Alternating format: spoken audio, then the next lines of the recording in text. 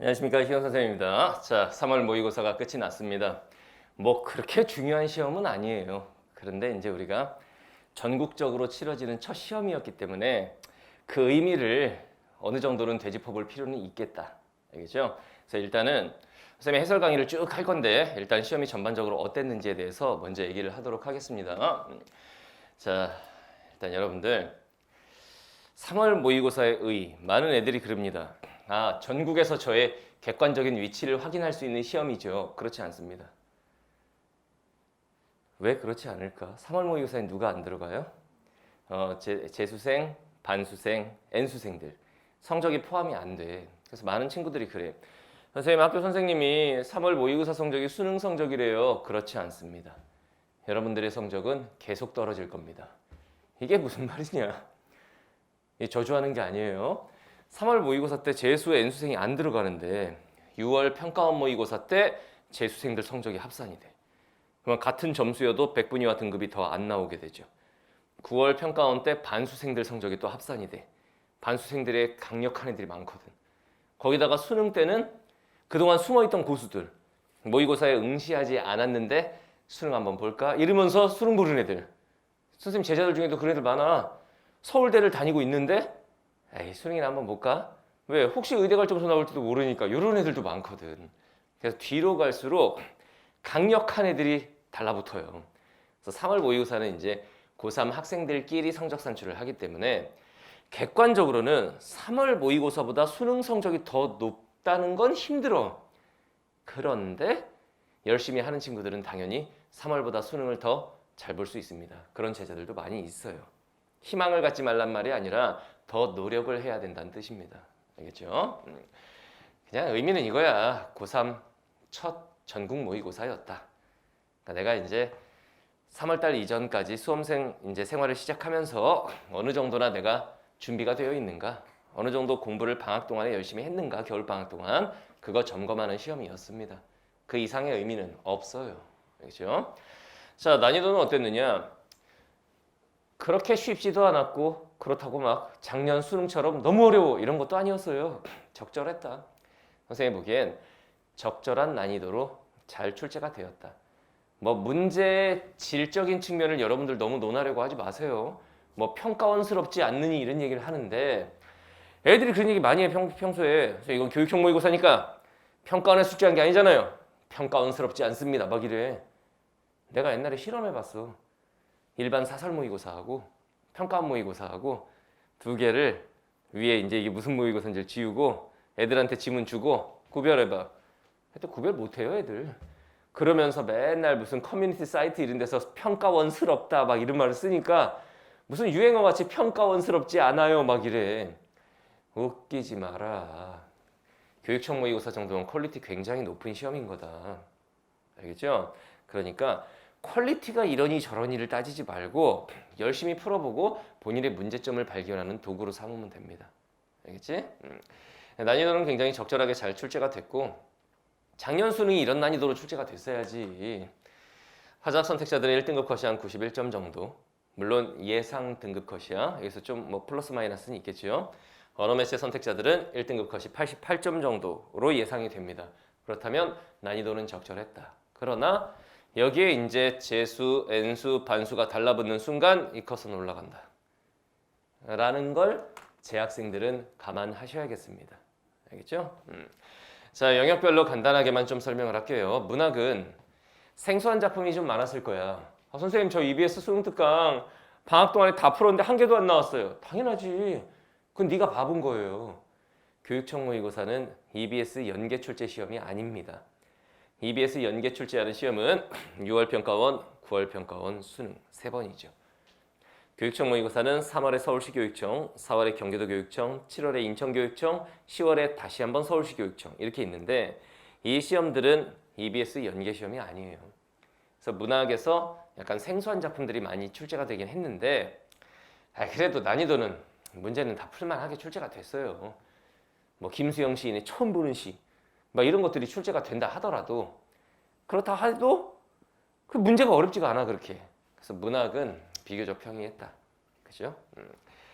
자, 앞으로 남은 기간 동안 여러분들은 문학은 개념어 학습 충실하게 하되 살아있는 개념 학습, 나 역설법이 뭔지 알아 이게 아니라 지문에서 역설법이 사용된 구절을 잡아낼 수 있는 살아있는 개념 학습 플러스 영역별로 시를 읽는 법과 소설을 읽는 법은 당연히 다르겠죠. 그 영역별로 어떻게 읽어야 되는지 그 영역별 감상법을 꼭 익히도록 하세요. 알겠죠? 자, 다음 독서 영역이 난이도가 살짝 높게 출제됐어요. 뭐 작년 수능처럼은 아니고 살짝 다른 영역에 비해서 좀 어려웠다라는 거지. 그죠? 가나형 복합 지문은 역시 작년 수능에 이어서 출제가 됐는데 이 복합 지문에 이제 경제 지문이 섞이면서 애들이 그렇게 어렵진 않았음에도 불구하고 그래프 나오고 막 이러니까 이미 그냥 뒤지치는 거야. 아, 이번 시험 굿게임이었어. 난 여기서 끝났어.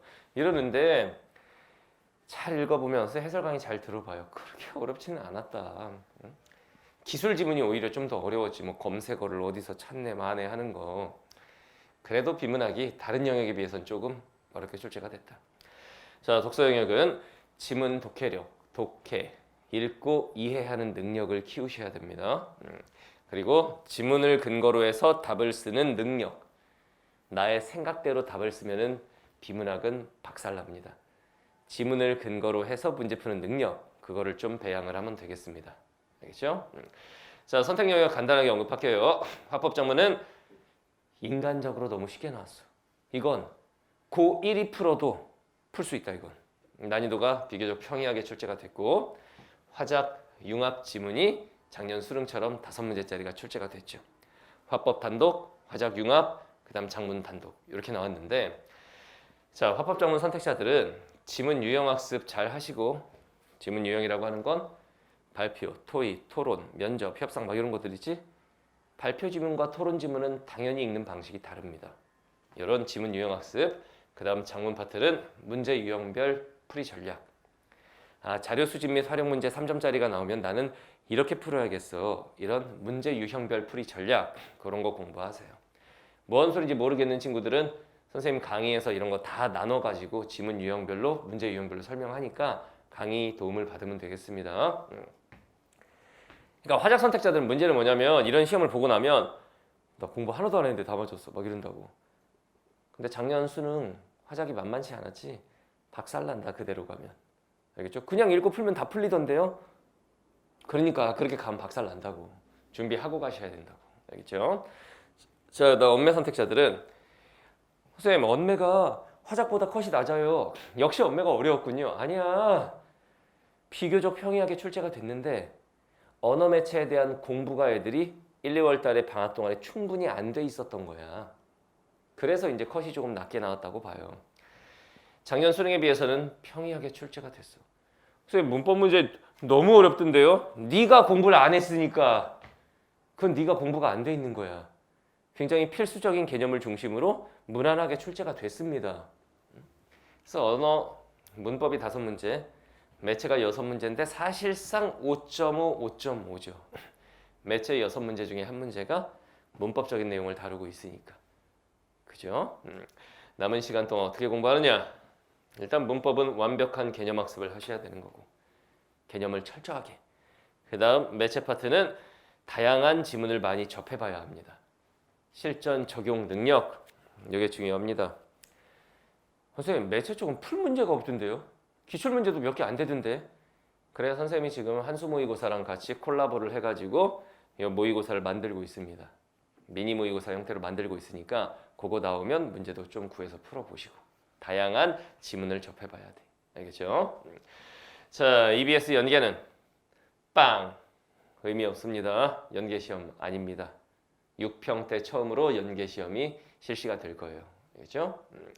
자, 6월 평가원 모의고사를 앞두고 반드시 해야 될 일. 선생님, 4월 모의고사 있잖아요. 됐어. 4월 모의고사 그렇게 중요한 시험이 아니야. 4월 경기도교육청 모의고사는 그냥 최선을 다해서 시험을 보는 데 의의를 두세요. 애들이 4월 모의고사는 최선도 다 하지 않아. 왜냐면 중간고사를 앞두고 실시하다 보니까 뭐 대강 봐 애들이 그냥. 그건 아니지. 최선을 다해서 보는 데 의의를 두면 된다. 그래서 우리의 목표는 일단 6평이다. 그러니까 수능 시험에서 수능을 준비하는 수험생의 입장에서 매게 되는 시험은 3번입니다. 첫 번째, 겨울방학 때 내가 어느 정도 공부했느냐를 점검하는 3월 모의고사. 두 번째, 6월 평가원 모의고사. 그 전까지 전 영역 진도 한번 끝나야 되거든. 세 번째, 9월 평가원 모의고사. 그 이후에 파이널 들어가잖아요, 여러분들이. 그 다음 네 번째는 뭐 인생 모의고사 수능인 거고, 그러니까 3, 6, 9인 거야. 실제로 선생님은 해설 강의를 3월, 6월, 9월 평가원 모의고사를 해설 강의합니다.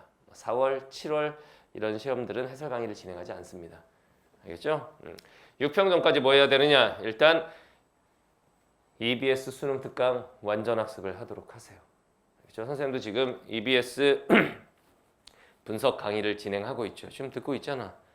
그리고 선생님이 한수교육하고 콜라보를 해서 전지문 변형 문제집을 또 제작했죠.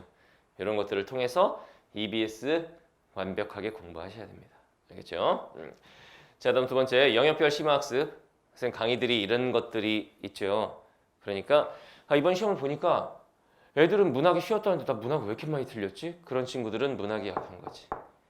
난 역시 독서 영역 비문학이 제일 약해. 이런 친구들은 독서 영역 심화학습. 내 친구들 화작 다 맞았다는데 난 2개 틀렸어. 화작 심화학습. 선생님이 지금 문법이 쉬웠다고 하는데 난 문법 되게 어려웠는데. 언매 심화학습. 알겠나요? 본인의 약한 영역 중심으로 심화학습을 하셔야 됩니다. 자, 다음 세 번째. 선생님이 수업 시간에 항상 강조하는 이번 시험도 특히나 독서 영역이 어휘가 좀 어려웠어요. 어휘 문제가 어렵다는 뜻이 아니야. 지문에 등장하는 어휘들이 만만치 않았다고. 지문 이해를 위해서 어휘력을 키우란 얘기야. 알겠죠? 그래서 어휘력 증진 학습.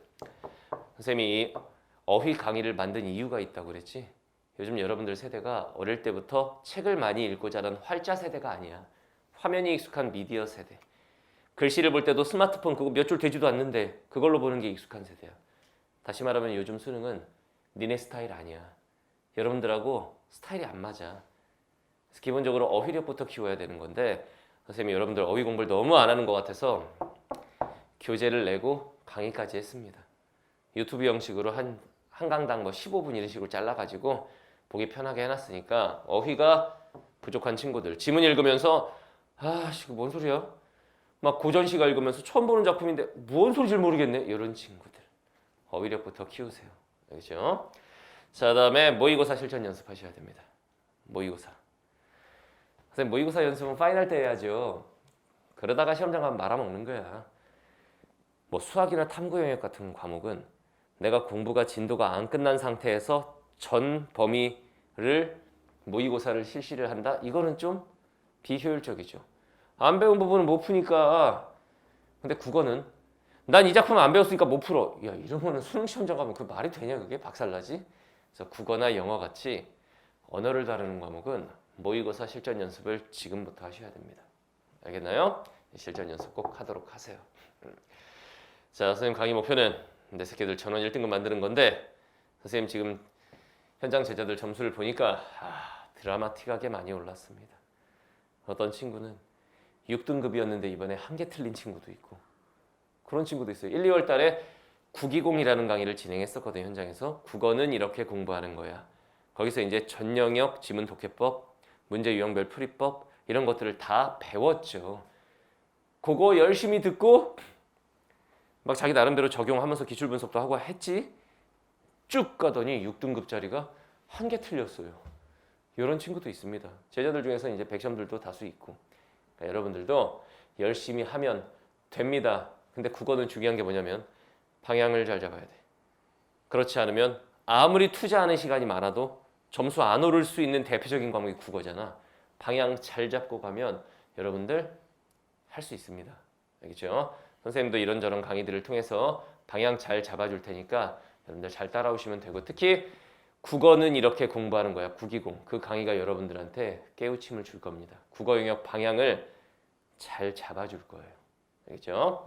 자, 선생님 3월 모의고사 총평은 이쯤에서 마치도록 하겠습니다. 해설 강의 자세히 할 테니까 해설 강의에서 봅시다.